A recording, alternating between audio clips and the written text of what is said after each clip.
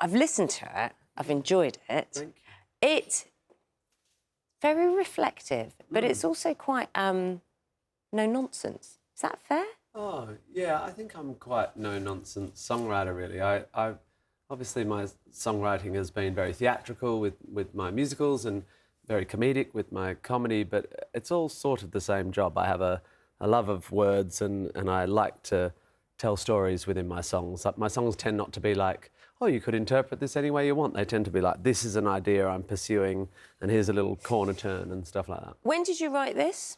Well, this album, which is called Time Machine, because it's all songs I wrote in my 20s, it's really me, this year I turned 50, looking back over all the songs I wrote before I got known as a comedian and thinking, well, some of them still stand up and they've never been properly recorded, so now they're on an album. We missed the opportunity to go, what, you're 50? Yeah, we missed that. Sorry, timing was slightly wrong. I know, it's weird. 50 years went by and now I'm 50. How's 50 been?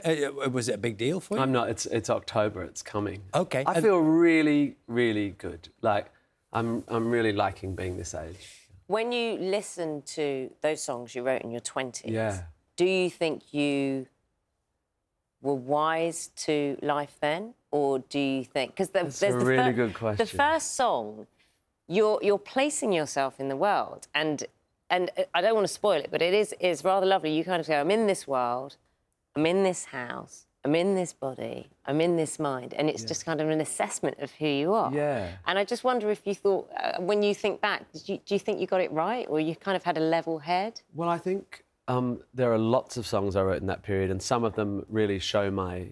Same time, he didn't realise what it was. Interesting, and I love Suggs. I got to meet him, but there's a song in Matilda that I wrote called My House, which has a similar feel to Not Perfect, the song you're referring to, which is Miss Honey sings about her house, and it's sort of a metaphor for herself. She protects herself in it, and it has a small but stubborn fire that burns in its centre. So obviously houses are...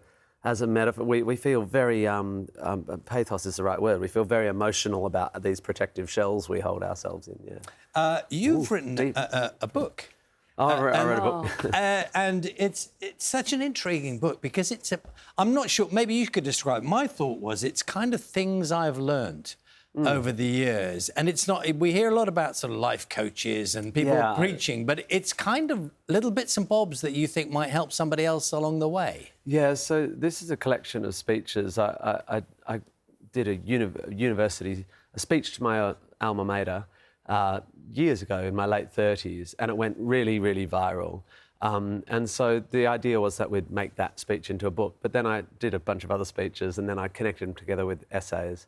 And I sort of hate to think that it's self-help, because it's not that. It's just, it's really like all my work across all the genres I work in. It's kind of just talking about what it is to be a person and how you generate meaning in a meaningless universe, which is... OK, so, for example, just so you can illustrate it, some people judge others by their shoes.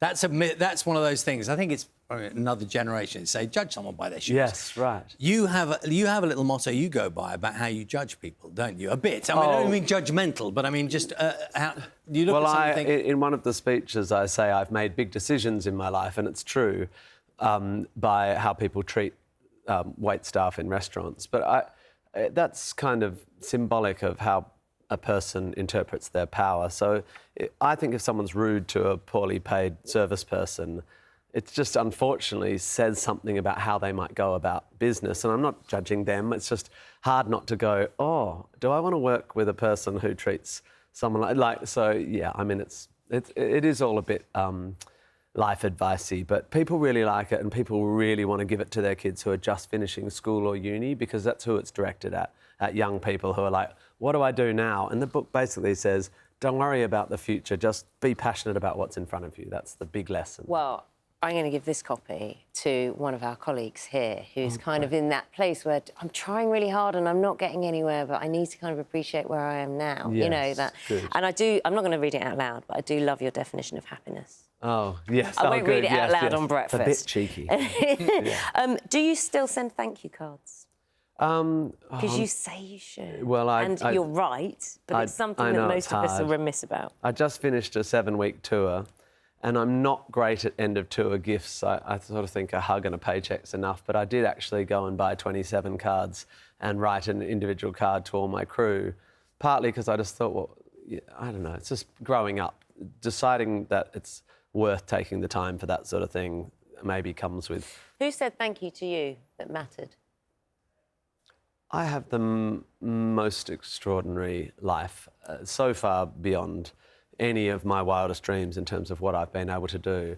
But the thing that I get all day, every day, I mean, I don't read all the social media or anything, but is people who love Matilda. And Matilda has reached so sort of the greatest pride in my life. Do you ever sneak into a show just randomly and just... Yeah, I snuck in a couple of weeks ago. Did you? Yeah, and freaked out Mrs. Phelps in her dressing room. I mean, yeah, I think they like to know when I'm in, but I quite like them not to know when I'm in. And I quite often walk into the pit without telling the musos that I'm going to get there, and they're all playing these dots, and they look up and they're like, oh, God. It's quite lovely. It's going on tour as well, Matilda, isn't it? So yeah, it's coming back. That's coming up. Yep. Also, we've got to say your new album, Time Machine, is out now. Matilda the musical, Cambridge Theatre is the first Still one. running in London, but it's going to the Going regions, tour. which I'm so happy about. Happy Lovely to see 50th you this for morning. October. Thanks. Oh, yeah, I'm an old man. Not at all. We will be back shortly.